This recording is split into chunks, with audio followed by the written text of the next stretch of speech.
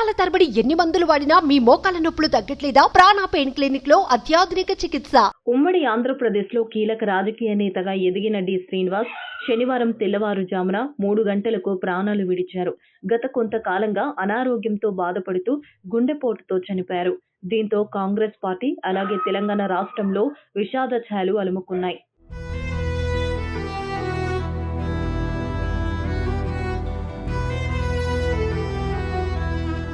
ధర్మపురి శ్రీనివాస్ మృతిపై ఎంతో మంది రాజకీయ ప్రముఖులు సంతాపం తెలియజేస్తున్నారు.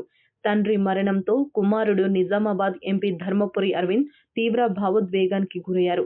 నాన్నను గుర్తు చేసుకుంటూ సోషల్ మీడియా వేదికగా ఎమోషనల్ పోస్టు చేశారు.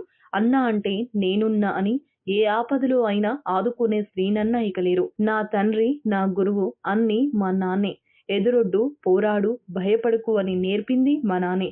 ప్రజలను ప్రేమించు, ప్రజల కొరకే జీవించు అని చెప్పింది మా నాన్నే. నాన్న, నువ్వు ఎప్పటికీ నాతోనే, నాలోనే ఉంటావు అంటూ ట్వీట్ చేశారు. ధర్మపురి అరవింద్ వద్ద ఎక్కువగా డి శ్రీనివాస్ ఉండేవారు. ఆయనను అరవింద్ ఆసుపత్రికి తీసుకెళ్లేవారు.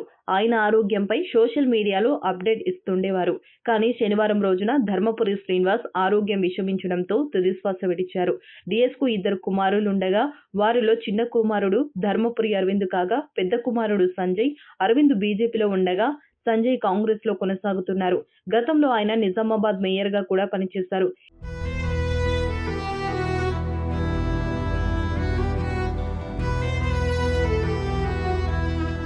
సుమన్ టీవీలో మీ పర్సనల్ అండ్ బిజినెస్ ప్రమోషన్స్ కోసం కింది నెంబర్కి కాంటాక్ట్ చేయండి.